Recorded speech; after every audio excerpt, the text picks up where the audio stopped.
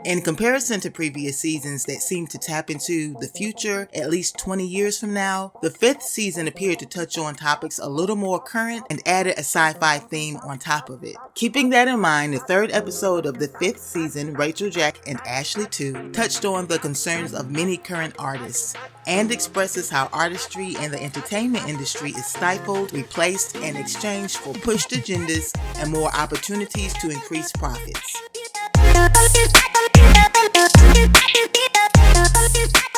Without further ado, let's get into it.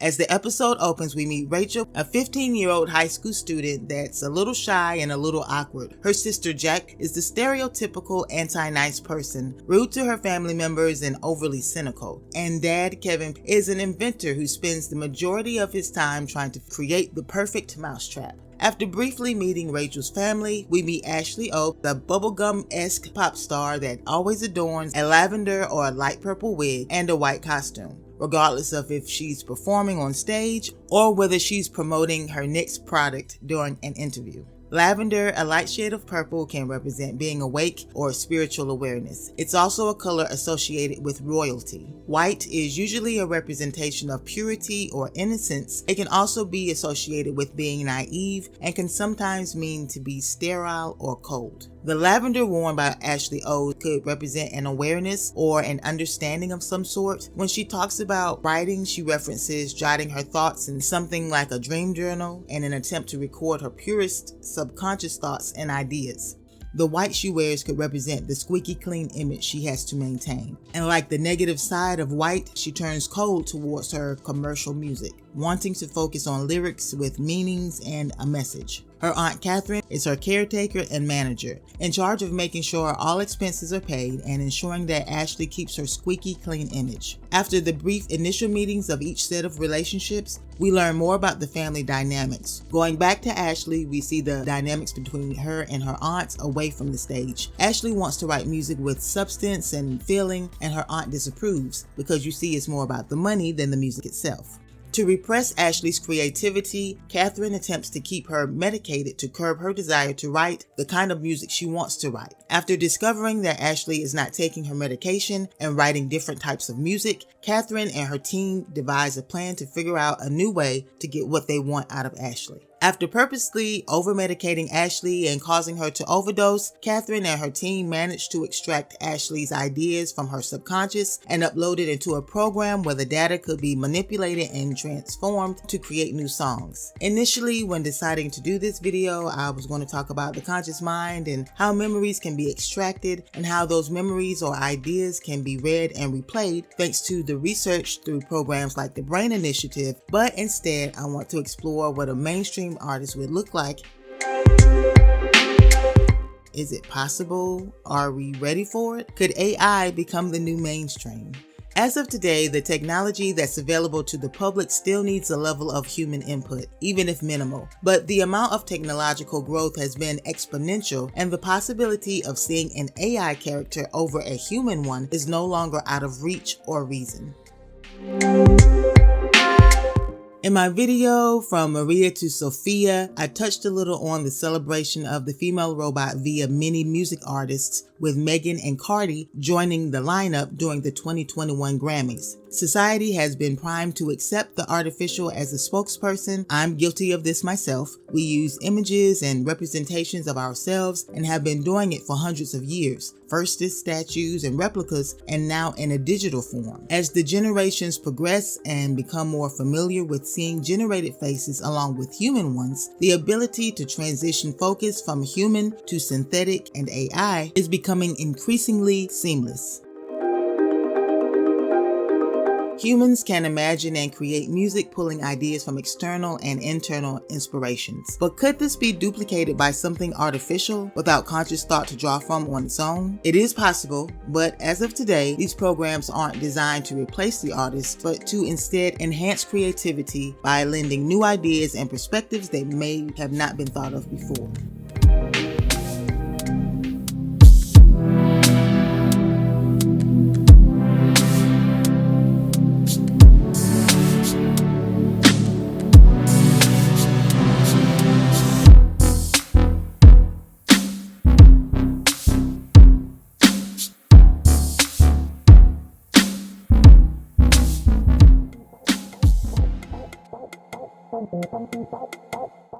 As stated earlier, the AI we know today is not sentient. It's not awake or aware, but what it can do is expound on what's already been created. A program like Jukebox uses these patterns and data from the artist, the sound of their voice, cadence, inflections, and one sentence of lyrics to create an entirely new song.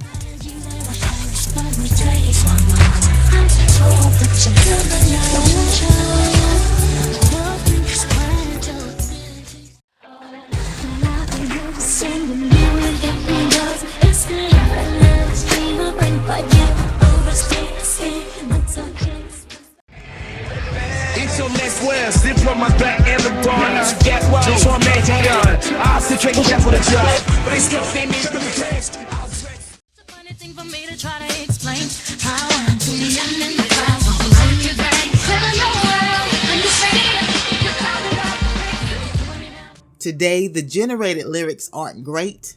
They're kind of bad, but as more data is obtained and the AI becomes better at doing its job, there could be a day when music is completely written by a non-human. The human voice has tones and nuances that are unique to each individual. Unlike the human voice, generated voices sound more digital, monotone, and less intimate. But developers are working towards making the artificial voice sound more human.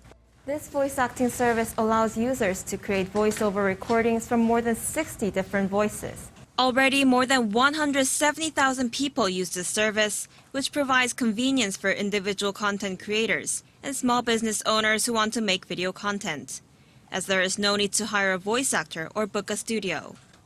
Our technology is to generate the speech from given text with certain emotional status, or we can also control the tone of the speech and also the rhythm of the speech. The CEO added that he aims to allow anyone making their own unique content to be able to use artificial voice actors in the near future. 배은지, 아리랑 뉴스. The look of the artist would probably be one of the easiest things to create for an AI artist, to the type of look this character will portray. The site "This Person Does Not Exist" generates random images using a generative adversarial network or a GAN. Some images come off freaky looking with 3 eyes or 2 faces melded together, which I'm not showing because it freaks me out too. You have to check out the site. But for the most part, the GAN creates a human image that almost looks completely human. Heavy emphasis on the almost. Tools like motion capture, or Mocap for short, are already being used for video games and in films when a stunt is too dangerous or literally impossible for a human to perform. But attempting to create human movement without a human is still in development. We currently have deepfakes and the progression of robotics that also requires human input. But developments are advanced enough now that an artist can be created using data that already exists. So deepfakes came out around late 2017, but the idea or the task of creating a digital human has existed in visual effects for a while. What are the positive applications of a deepfake type thing? There isn't much of positive applications in my point of view, but the core technology itself, which is, deep generative models, technologies that can generate imageries, is a fundamental component for many applications that I think is important. Even with all that being said, it still leaves the question, could AI artists become mainstream and actually contend with human artists? 3 AI artists already have fan bases, and contrary to what some may believe are new technologies, a couple of these artists have been around for years. By the looks of it, they may be the pioneers of a new type of recording artist. This is HatsuneMiku, Japan's sensational virtual pop star. She's released over 100,000 songs in multiple languages and performed sold-out concerts around the world. I came for HatsuneMiku, Carlos. She's Lady Gaga's favorite digital pop star and opened shows for her in the US 3 years ago. What's been done has been done, and I sealed.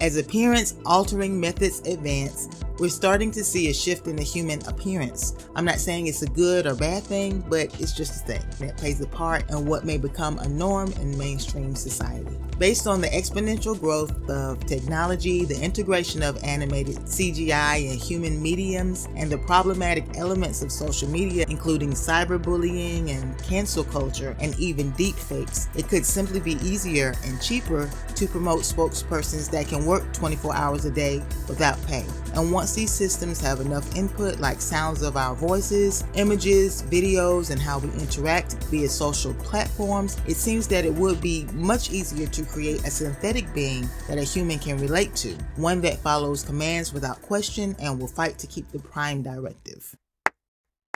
The irony of Rachel, Jack, and Ashley 2 is that it wasn't really ahead of its time. It just reflected projects that aren't necessarily reported on, at least via mainstream mediums. In the future, we may not honestly know what's real or false. We already have deepfakes and vlogging, and once systems are created to make these things seamless, it may be very difficult to tell whether you're watching a real person or an artificially intelligent creation. And as society becomes more familiar with artificial interactions, even with humans, there may be a possibility at a point that no one will even care. As of today, artistry still needs humans, but love it or hate it, AI could one day become mainstream. If you want to watch this episode, it's currently available on Netflix and Prime Video. If you want to visit one of the channels mentioned in this video, links will be in the description box. And on that note, have an awesome day.